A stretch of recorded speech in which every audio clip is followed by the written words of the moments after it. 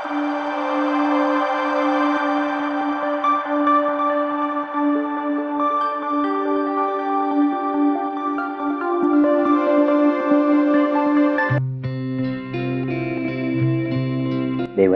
മഹത്വം. ക്രിസ്തുയേശുവിൻ്റെ നാമത്തിൽ എല്ലാ മാന്യ ശ്രോതാക്കൾക്കും എൻ്റെ സ്നേഹവന്ദനം. വെളിപ്പാട് പുസ്തകത്തിൻ്റെ 15-16 അധ്യായങ്ങൾ ഉൾക്കൊള്ളുന്ന 5-ാം ഭാഗമായ 7 ക്രോധകലശങ്ങൾ എന്ന വിഷയം നാം പഠിച്ചുകൊണ്ടിരിക്കുകയാണല്ലോ. 1-ാമത്തെ ദൂതൻ ഭൂമിയിലും, 2-ാമത്തെ ദൂതൻ സമുദ്രത്തിലും, 3-ാമത്തവൻ നദികളിലും നീരുറവുകളിലും ദൈവത്തിൻ്റെ ക്രോധകലശം ചൊരിയുന്നതും അവയാൽ ദൈവജനത്തോട് പോരാടി അവരെ കൊന്നുകളയുന്ന ദുഷ്ടജനത്തെ ദൈവം ന്യായം വിധിക്കുന്നതും നാം കണ്ടു. 16-ാം അധ്യായം 1 മുതൽ 7 വരെ വാക്യങ്ങളാണ് നാം കണ്ടത്. ഇന്ന് നമുക്ക് 8-ാം വാക്യം മുതൽ പഠിക്കാം. പ്രാർത്ഥനയോടെ ആയിരിക്കാം. ദൈവം നമ്മെ സഹായിക്കട്ടെ. 8-ാം വാക്യം. 4-ാമത്തവൻ തൻ്റെ കലശം സൂര്യനിലൊഴിച്ചു. അപ്പോൾ തീ കൊണ്ട് മനുഷ്യരെ ചുടുവാൻ തക്കവണ്ണം അതിന് അധികാരം ലഭിച്ചു. 4-ാമത്തെ ദൂതൻ കാഹളമൂതിയപ്പോൾ സൂര്യചന്ദ്ര നക്ഷത്രങ്ങളിൽ 3-1 ബാധ തട്ടിയെന്ന് നമ്മൾ നേരത്തെ പഠിച്ചു. എന്നാൽ 4-ാം കലശം സൂര്യനിൽ മാത്രമാണ് ഒഴിക്കുന്നത്.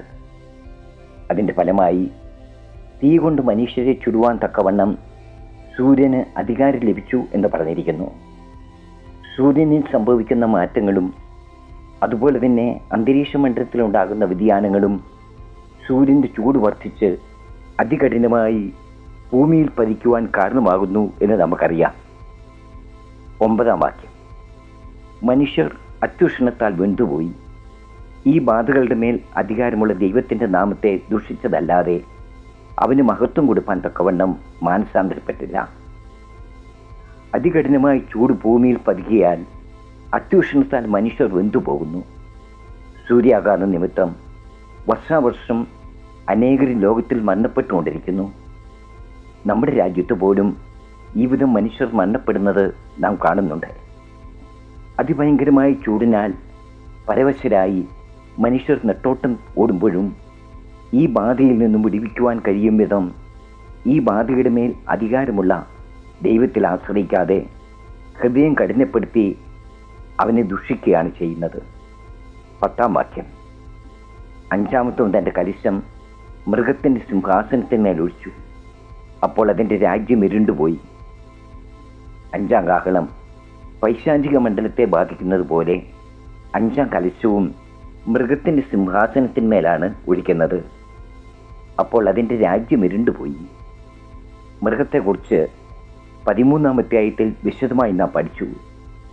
അധർമ്മമൂർത്തിയായ ലോകരാജാവാണവൻ എന്നും ഭൂമിയിലെ രാജാക്കന്മാരും നേതാക്കന്മാരും സകല ഭൂവാസികളും അവന് വിധേയപ്പെട്ട് അവനെ ദൈവമായി നമസ്കരിച്ച് അവൻ്റെ മുദ്രയേറ്റ് സത്യദൈവത്തിനും അവൻ്റെ ക്രിസ്തുവിനും എതിരായി ഒന്നിച്ചു പോരാടുകയാണെന്നും നമ്മൾ മനസ്സിലാക്കി. ദൈവജനം പീഡിപ്പിക്കപ്പെടുകയും വധിക്കപ്പെടുകയും ചെയ്യുന്നു. പൈശാചികമായ എല്ലാ പ്രവർത്തനങ്ങളും സകല തിന്മയും അതിൻ്റെ ഉച്ചസ്ഥിതിയിൽ തന്നെ ഭൂമിയിൽ നടമാടുന്നു. ഈ രാജ്യത്തിന്മേൽ ദൈവക്രോധം ചൊരിയപ്പെട്ടതിനാൽ അത് ഇരുണ്ടുപോയി എന്ന് പറഞ്ഞിരിക്കുന്നു. സാത്താൻ്റെ രാജ്യം ഇരുണ്ടുപോയാൽ എന്തായിരിക്കും സംഭവിക്കുന്നത്? അതിൻ്റെ ഫലം എന്താണെന്ന് അടുത്ത വാക്യത്തിൽ നമുക്ക് കാണാം. 11-ാം വാക്യം. അവർ കഷ്ടനിമിത്തം നാവ് കടിച്ചുകൊണ്ട് കഷ്ടങ്ങളും വ്രണങ്ങളും ഹേതുവാൽ സ്വർഗത്തിലെ ദൈവത്തെ ദുഷിച്ചതല്ലാതെ തങ്ങളുടെ പ്രവൃത്തികളെ വിട്ട് മാനസാന്തരപ്പെട്ടില്ല. അവർ കഷ്ടതയും വേദനയും നിമിത്തം നാവ് കടിക്കുകയാണ്. കഷ്ടങ്ങളും വർണ്ണങ്ങളും അവരെ വേട്ടയാടുകയാണ്. ഇവ ഹേതുവാൽ സ്വർഗത്തിലെ ദൈവത്തെ അവർ ദുഷിക്കുകയാണ്.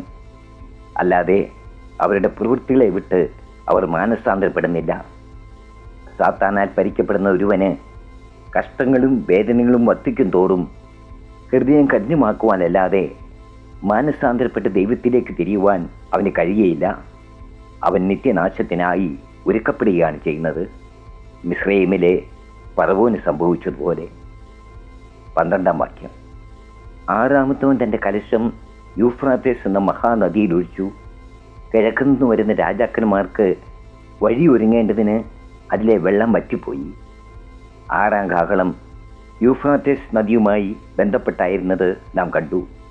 വെളിപ്പാട് 9:13-14 വാക്യങ്ങൾ. 6ാമത്തെ ദൂതൻ ഊതി.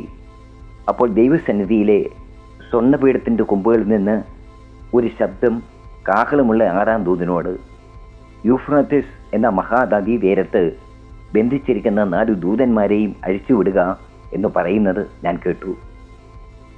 നദീതീരത്ത് ബന്ധിച്ചിരുന്ന 4 ദൂതന്മാരെ അഴിച്ചുവിടുമ്പോൾ ഭൂമിയിൽ വലിയ യുദ്ധം നടക്കുന്നത് നമ്മൾ കണ്ടു. അതുപോലെ 6ാം കലശത്തിൻ്റെ അനന്തരഫലം ഭൂമിയിൽ നടക്കുന്ന വലിയ യുദ്ധമാണ് എന്ന് അത് നമുക്ക് നോക്കാം. 6ാം കലശം യൂഫ്രാട്ടീസ് മഹാനദിയിൽ ഒഴിക്കുന്നു. യൂഫ്രാട്ടീസ് മഹാനദി, ഇത് ഉൽപ്പത്തി പുസ്തകത്തിൽ പറയുന്ന ഫ്രാത്ത് നദി തന്നെയാണെന്നും അതിൻ്റെ തീരത്തായിരുന്നു ബാബേൽ നഗരം പണി കഴിപ്പിച്ചിരുന്നതെന്നും മറ്റുമുള്ള വിവരങ്ങൾ 11ാമത്തെ അധ്യായത്തിൻ്റെ പഠനത്തിൽ നാം കണ്ടു. അശ്ശൂർ, ബാബിലോൺ എന്നീ രാജ്യങ്ങളിലൂടെയാണ് ഈ നദി ഒഴുകുന്നത്. ഈ 2 രാജ്യങ്ങളും ഇസ്രായേലിൻ്റെ ശത്രു രാജ്യങ്ങളും അവരെ അടിമകളാക്കി വെച്ച് പീഡിപ്പിച്ച രാജ്യങ്ങളുമാണ്. ഈ രാജ്യങ്ങളെ ഇസ്രായേലുമായി വേർതിരിക്കുന്ന നദിയാണ് യൂഫ്രാട്ടീസ് മഹാനദി. അതിലെ വെള്ളം വറ്റിപ്പോയി. എന്തിനാണ് യൂഫ്രാട്ടീസ് നദിയിലെ വെള്ളം വറ്റിപ്പോയതെന്ന് അവിടെ തന്നെ പറഞ്ഞിരിക്കുന്നു. കിഴക്ക് നിന്ന് വരുന്ന രാജാക്കന്മാർക്ക് വഴിയൊരുങ്ങേണ്ടതിന്, ദൈവജനത്തിന് എതിരെ വരുന്ന ശത്രുക്കൾക്കും അവരെ നയിക്കുന്ന എല്ലാ രാജാക്കന്മാർക്കും വഴി ഒരുങ്ങേണ്ടതിനാണ് യൂഫ്രാട്ടീസ് നദി വറ്റിപ്പോകുന്നത്. അതുകൊണ്ട് 6ാം കലശത്താൽ ദൈവജനത്തെ നശിപ്പിക്കുവാൻ ആഗ്രഹിക്കുന്ന എതിർ ക്രിസ്തീയ ലോകത്തിനും അവരെ നയിക്കുന്ന നേതാക്കന്മാർക്കും വഴി ഒരുങ്ങിക്കെട്ടി, അഥവാ തടസ്സം മാറിക്കിട്ടി എന്ന് നമുക്ക് മനസ്സിലാക്കാം. 13ാം വാക്യം. മഹാസർപ്പത്തിൻ്റെ വായിൽ നിന്നും മൃഗത്തിൻ്റെ വായിൽ നിന്നും കള്ളപ്രവാചകൻ്റെ വായിൽ നിന്നും തവളയെപ്പോലെ 3 അശുദ്ധാത്മാക്കൾ പുറപ്പെടുന്നത് ഞാൻ കണ്ടു. തവളയെപ്പോലെയുള്ള 3 അശുദ്ധാത്മാക്കൾ പുറപ്പെടുന്നത് അപ്പസ്തോലൻ കാണുകയാണ്. ഇതിൻ്റെ 1ാമത്തെ ഉറവിടം മഹാസർപ്പത്തിൻ്റെ വായാണ്. സാത്താൻ പൂഷ്ക പറയുന്നവനും അതിൻ്റെ അപ്പനുമാണെന്ന് യോഹന്നാൻ 8:44 നാം കാണുന്നു. 2ാമത്തേത് മൃഗത്തിൻ്റെ വായാണ്. മൃഗം വമ്പും ദൂഷണവും പറയുന്നവനാണെന്ന് വെളിപ്പാട് 13:5 നാം കണ്ടു. 3ാമത്തേത് കള്ളപ്രവാചകൻ്റെ വായാണ്. സത്യമെന്ന വ്യാജേന കള്ളം പറഞ്ഞ് ജനത്തെ വഞ്ചിക്കുകയാണ് കള്ളപ്രവാചകൻ ചെയ്യുന്നതെന്ന് നമുക്കറിയാം. സാത്താൻ, മൃഗം, കള്ളപ്രവാചകൻ എന്നിവരുടെ വായിൽ നിന്ന് പുറപ്പെടുന്ന ഈ തവളകൾ എന്താണെന്ന് അടുത്ത വാക്യം പറയുന്നു. 14ാം വാക്യം. ഇവ സർവ്വഭൂതലത്തിലുമുള്ള രാജാക്കന്മാരെ സർവശക്തനായ ദൈവത്തിൻ്റെ മഹാദിവസത്തിലെ യുദ്ധത്തിന് കൂട്ടിച്ചേർപ്പാൻ അത്ഭുതങ്ങൾ ചെയ്തുകൊണ്ട് അവരുടെ അടുക്കിലേക്ക് പുറപ്പെടുന്ന ഭൂതാത്മാക്കൾ തന്നെ. അവ ഭൂതാത്മാക്കളാണെന്ന് വളരെ വ്യക്തമായി തന്നെ ഇവിടെ പറഞ്ഞിരിക്കുന്നു. വലിയ അത്ഭുതങ്ങളും അടയാളങ്ങളും കാണിച്ചുകൊണ്ട് ഭൂമിയിലെ സകല രാജാക്കന്മാരെയും വശീകരിച്ച് സർവശക്തനായ ദൈവത്തിൻ്റെ മഹാദിവസത്തിലെ യുദ്ധത്തിന് കൂട്ടിച്ചേർപ്പാൻ അയക്കപ്പെട്ടിരിക്കുകയാണ് ഇവർ. 15ാം വാക്യം. 16ാം വാക്യം കൂടെ നോക്കിയിട്ട് നമുക്കത് ചിന്തിക്കാം. 16ാം വാക്യം. അവ അവരെ എബ്രായ ഭാഷയിൽ ഹർമഗദോൻ എന്നു പേരുള്ള സ്ഥലത്തിൽ കൂട്ടിച്ചേർത്തു. മഹാസർപ്പത്തിൻ്റെ വായിൽ നിന്നും മൃഗത്തിൻ്റെ വായിൽ നിന്നും കള്ളപ്രവാചകൻ്റെ വായിൽ നിന്നും പുറപ്പെട്ട ഭൂതാത്മാക്കൾ ഭൂമിയിലെ സകല രാജാക്കന്മാരെയും യുദ്ധത്തിനായി ഹർമഗദോൻ എന്ന സ്ഥലത്ത് കൂട്ടിച്ചേർക്കുന്നു. ഹർമഗദോൻ, അങ്ങനെ ഒരു സ്ഥലത്തെക്കുറിച്ച് ഇവിടെയല്ലാതെ പഴയ നിയമത്തിലോ പുതിയ നിയമത്തിലോ മറ്റൊരിടത്തും പരാമർശിച്ചിട്ടില്ല. എന്നാൽ ഹെബ്രായ ഭാഷയിൽ ഇതിൻ്റെ അർത്ഥം മെഗ്ദോ പർവ്വതം എന്നാണെന്ന് പണ്ഡിതന്മാർ അഭിപ്രായപ്പെടുന്നു. ഓപ്പൺ ബൈബിളിൽ അങ്ങനെ രേഖപ്പെടുത്തിയിട്ടുമുണ്ട്. പഴയ നിയമത്തിലെ മെഗ്ദോ ഒരു പർവ്വത പ്രദേശമല്ല, അതൊരു താഴ്വരയാണ്. സക്രിയ 12:11 നമുക്കത് കാണാം. സക്രിയ 12:11. അന്നാളിൽ മെഗ്ദോ താഴ്വരയിലുള്ള ഹദദ് റിമോനിലെ വിലാപം പോലെ യെരുശലേമിൽ ഒരു മഹാവിലാപം ഉണ്ടാകും. അതുകൊണ്ട് ഇവിടെ പറയുന്ന ഹർമഗദോൻ യുദ്ധം ഒരു പ്രത്യേക സ്ഥലത്ത് വെച്ച് നടക്കുന്ന യുദ്ധമാണെന്ന് പറയാൻ കഴിയില്ല. എന്നാൽ ഇത് മനസ്സിലാക്കുവാൻ ഇതിന് സമാന്തരമായി പഴയ നിയമ ഗ്രന്ഥത്തിൽ വിവരിച്ചിരിക്കുന്ന ഒരു യുദ്ധത്തെ നാം മനസ്സിലാക്കേണ്ടതുണ്ട്. ന്യായാധിപന്മാരുടെ പുസ്തകം 4-5 അധ്യായങ്ങളിൽ നമുക്കിത് കാണാം. ഇസ്രായേലിൽ ലെപ്പീദോത്തിൻ്റെ ഭാര്യയായ ദെബോര എന്ന പ്രവാചകി ന്യായപാലനം ചെയ്തു വന്ന കാലം ചില വാക്യങ്ങൾ വായിച്ചിട്ട് നമുക്ക് മുമ്പോട്ട് പോകാം. ന്യായാധിപന്മാർ 4:1-3 വരെ. യേഹൂദ് മരിച്ച ശേഷം ഇസ്രായേൽ മക്കൾ വീണ്ടും യഹോവയ്ക്ക് അനിഷ്ടമായുള്ളത് ചെയ്തു. യഹോവ അവരെ ഹസോരിൽ വാണ കനാന്യ രാജാവായ യാബീന് വിറ്റ് കളഞ്ഞു. അവൻ്റെ സേനാപതി ജാതികളുടെ ഹരോശത്തിൽ പാർത്തിരുന്ന സീസനെ ആയിരുന്നു. അവന് 900 ഇരുമ്പ് രഥമുണ്ടായിരുന്നു. അവൻ ഇസ്രായേൽ മക്കളെ 20 സംവത്സരം കഠിനമായി ഞെരുക്കുകകൊണ്ട് ഇസ്രായേൽ മക്കൾ യഹോവയോട് നിലവിളിച്ചു. ഈ നിലവിളിക്ക് ദൈവം കൊടുത്ത മറുപടിയാണ് മെഗുദോയിൽ വെച്ച് ഇസ്രായേൽ കനാന്യ രാജാവായ യാബീനെ പരാജയപ്പെടുത്തിയ യുദ്ധം. യാബീൻ മാത്രമല്ല, കനാന്യ രാജാക്കന്മാരെല്ലാം ഇസ്രായേലിനോടുള്ള വിരോധ നിമിത്തം ഇസ്രായേലിനെതിരെ യുദ്ധത്തിന് അണിനിരന്നു. ന്യായാധിപന്മാർ 5:19-21 വരെ വാക്യങ്ങൾ. രാജാക്കന്മാർ വന്നു പൊരുതു. താനാക്കിൽ വെച്ച് മെഗുദോ വെള്ളത്തിനരികെ കനാന്യ ഭൂവന്മാർ അന്ന് പൊരുതു. വെള്ളി അങ്ങ് അവർക്ക് കൊള്ളയായില്ല. ആകാശത്തു നിന്ന് നക്ഷത്രങ്ങൾ പൊരുതു. അവ സീസരിയുമായി സ്വഗതികളിൽ പൊരുതു. കീശോൻ തോട്, പുരാതന നദിയാം കീശോൻ തോട് തള്ളി അങ്ങ് അവരെ ഒഴുക്കിക്കൊണ്ടുപോയി. യുദ്ധത്തിൻ്റെ വിവരണം 4-ാം അധ്യായത്തിൽ നമുക്ക് കാണാം. യാബീൻ്റെ പടനായകനായ സീസരയുടെ 900 ഇരുമ്പ് രഥങ്ങൾക്കോ പടജനത്തിനോ മറ്റ് കനാന്യ രാജാക്കന്മാർക്കോ അവരുടെ സൈന്യത്തിനോ കുന്തവും പരിചയമില്ലാതെ യുദ്ധം ചെയ്ത ഇസ്രായേലിനെ ഒന്നും ചെയ്യാൻ കഴിഞ്ഞില്ല. യഹോവ അവർക്ക് വേണ്ടി യുദ്ധം ചെയ്തു. ദൂതന്മാർ അവർക്ക് വേണ്ടി പൊരുതി. ശത്രുക്കളിൽ ഒന്നുപോലും അവശേഷിക്കാതെ എല്ലാം താളടിയായി. ന്യായാധിപന്മാർ 4:15. യഹോവ സീസരിയെയും അവൻ്റെ സകല രഥങ്ങളെയും സൈന്യത്തെയും ബാരാക്കിൻ്റെ മുമ്പിൽ വാളിൻ്റെ വായ്ത്തലയാൽ തോൽപ്പിച്ചു. സീസര രഥത്തിൽ നിന്നിറങ്ങി കാൽനടയായി ഓടിപ്പോയി. ആ പോക്കിൽ സീസരി ഒരു സ്ത്രീയുടെ കൈയാൽ വധിക്കപ്പെട്ടു. ന്യായാധിപന്മാർ 4:17-21 വരെ വാക്യങ്ങളിൽ നമുക്കത് കാണാം. ഞാൻ ആ ഭാഗം വായിക്കാം. ന്യായാധിപന്മാർ 4:17-21 വരെ. എന്നാൽ സീസര കാൽനടയായി കേന്യനായ ഹേബറിൻ്റെ ഭാര്യ യായേലിൻ്റെ കൂടാരത്തിലേക്ക് ഓടിപ്പോയി. കേന്യനായ ഹേബറിൻ്റെ ഗ്രഹവും ഹാസോർ രാജാവായ യാബീനും തമ്മിൽ സമാധാനമായിരുന്നു. യായേൽ സീസരയെ എതിരേറ്റെന്ന് അവനോട്, ഇങ്ങോട്ട് കയറിക്കൊള്ളുക, യജമാനെ ഇങ്ങോട്ട് കയറിക്കൊള്ളുക, ഭയപ്പെടേണ്ട എന്ന് പറഞ്ഞു. അവൻ അവളുടെ അടുക്കൽ കൂടാരത്തിൽ കയറി ചെന്നു. അവൾ അവനെ ഒരു പരവതാനി കൊണ്ട് മൂടി. അവൻ അവളോട്, എനിക്ക് ദാഹിക്കുന്നു, കുടിപ്പാൻ കുറെ വെള്ളം തരണമേ എന്ന് പറഞ്ഞു. അവൾ പാൽത്തിരി തുറന്ന് അവന് കുടിപ്പാൻ കൊടുത്തു. പിന്നെയും അവനെ മൂടി. അവൻ അവളോട്, നീ കൂടാരവാതുക്കൽ നിൽക്കാം, വല്ലവനും വന്ന് ഇവിടെ ആരെങ്കിലും ഉണ്ടോ എന്ന് ചോദിച്ചാൽ ഇല്ല എന്ന് പറയണമെന്ന് പറഞ്ഞു. എന്നാൽ ഹേബേറിൻ്റെ ഭാര്യ യായേൽ കൂടാരത്തിൻ്റെ ഒരു കുറ്റിയെടുത്ത് കയ്യിൽ ചുറ്റുകയും പിടിച്ച് പതുക്കെ അവൻ്റെ അടുക്കൽ ചെന്ന് കുറ്റി അവൻ്റെ ചെന്നിയിൽ തറച്ചു. അത് നിലത്ത് എന്നുറച്ചു. അവന് ഗാഠനിദ്രയായിരുന്നു. അവൻ ബോധം കെട്ട് മരിച്ചുപോയി. നമ്മുടെ വിഷയത്തിലേക്ക് വരാം. ഹർമഗദോൻ യുദ്ധം. മെഗുദോയിൽ സകല കനാന്യ രാജാക്കന്മാരും സീസരയുടെ നേതൃത്വത്തിൽ ഇസ്രായേലിനെതിരെ യുദ്ധം ചെയ്തതുപോലെ സകല ഭൂരാജാക്കന്മാരും അധർമ്മമൂർത്തിയായ ലോകരാജാവിൻ്റെ നേതൃത്വത്തിൽ ദൈവജനത്തിനെതിരെ അണിനിരത്തിയിരിക്കുകയാണ്. ഭൂമിയിൽ എല്ലായിടത്തും ദൈവജനം പീഡിപ്പിക്കപ്പെടുകയും കൊല്ലപ്പെടുകയും ചെയ്യുന്ന ഈ മഹായുദ്ധം നടക്കുമ്പോൾ സകല രാജ്യങ്ങളും ഇസ്രായേൽ എന്ന രാഷ്ട്രത്തോട് യുദ്ധം ചെയ്യുകയായിരിക്കും. യേശുക്രിസ്തുവിന്റെ 2ാം വരവിന് തൊട്ടു മുമ്പ് നടക്കുന്ന ഈ യുദ്ധത്തെക്കുറിച്ച് 19-ാം അധ്യായത്തിലും 20-ാം അധ്യായത്തിലും പറഞ്ഞിരിക്കുന്നത് നമുക്ക് കാണാം.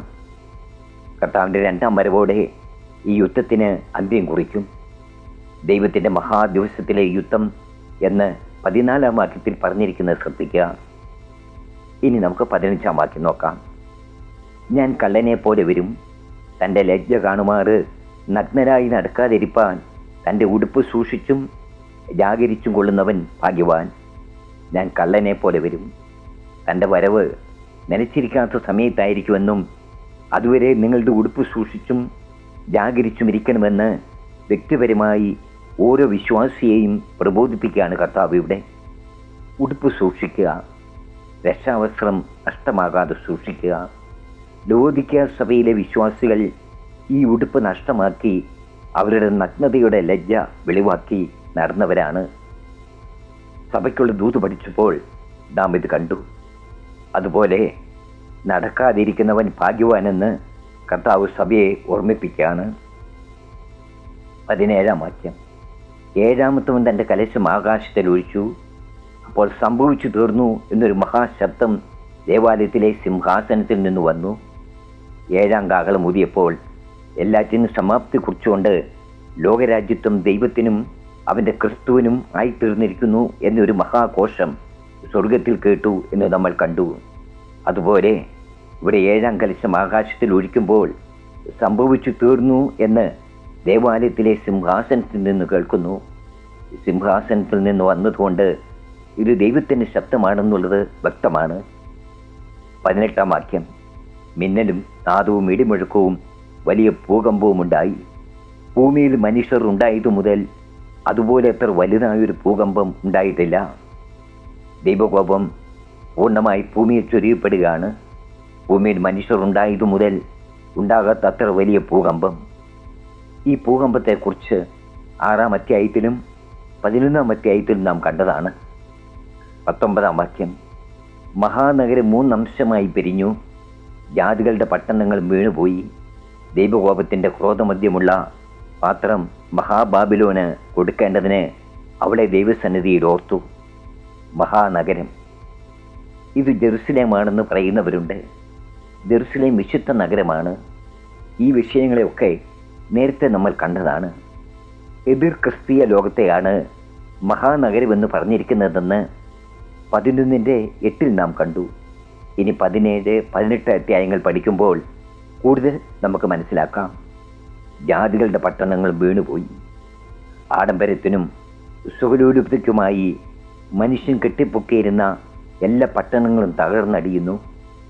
ദൈവകോപത്തിൻ്റെ ക്രോധമധ്യമുള്ള പാത്രം മഹാബാബിലോൺ കൊടുക്കേണ്ടതിന് അവളെ ദൈവസന്നിധിയിൽ ഓർത്തു. സകല മ്ലേച്ഛതകളുടെയും വിളനിലമായ ഈ ദുഷ്ടലോകത്തിലും അതിൻ്റെ തലസ്ഥാന നഗരിയിലും ദൈവക്രോധം ചുരിയപ്പെടാൻ സമയമായി എന്ന് നമുക്ക് മനസ്സിലാക്കാം. 20-ാം വാക്യം. സകല ദ്വീപും ഓടിപ്പോയി, മലകൾ കാൺമാനില്ലാതെയായി. ദൈവക്രോധ ചുഴിയിലകപ്പെട്ട് ഭൂമി തകിടം മറിയുകയാണ്. ഒന്നൊഴിയാതെ എല്ലാം നശിക്കുകയാണ്. 21-ാം വാക്യം. താലന്തോളം കനമുള്ള കല്ലായി വലിയ കന്മഴ ആകാശത്തു നിന്ന് മനുഷ്യരുടെ മേൽ പെയ്തു. കന്മഴയുടെ ബാധ ഏറ്റവും വലുതാകൊണ്ട് മനുഷ്യർ ആ ബാധ നിമിത്തം ദൈവത്തെ ദൂഷിച്ചു. താലന്തോളം കനമുള്ള കല്ല്. 100 പൗണ്ടാണ് ഒരു താലന്ത്. 100 പൗണ്ട് കനമുള്ള കല്ലുകൾ മഴ പോലെ മനുഷ്യരുടെ മേൽ പതിക്കുകയാണ്. ഈ ബാധയിലും മനുഷ്യൻ മാനസാന്തരപ്പെടാൻ കൂട്ടാക്കാതെ ദൈവത്തെ ദുഷിക്കുകയാണ് ചെയ്യുന്നത്. ഇതോടെ വെളിപ്പാട് പുസ്തകത്തിൻ്റെ 5-ാം ഭാഗം ഇവിടെ അവസാനിക്കുന്നു. ദൈവഹിതമായാൽ അടുത്ത ക്ലാസ്സിൽ 17 മുതൽ 19 വരെ അധ്യായങ്ങൾ ഉൾക്കൊള്ളുന്ന മഹദിയാം ബാബിലോൺ എന്ന വിഷയം നമുക്ക് പഠിച്ചു തുടങ്ങാം. നിങ്ങളുടെ പ്രാർത്ഥന ഞാൻ ചോദിക്കുന്നു. എന്നെ ശ്രവിച്ച എല്ലാവർക്കും വേഗം വരുന്നവനായ കർത്താവായ യേശു ക്രിസ്തുവിൻ്റെ നാമത്തിൽ എൻ്റെ നന്ദിയും സ്നേഹവും അറിയിക്കുന്നു. Praise the Lord.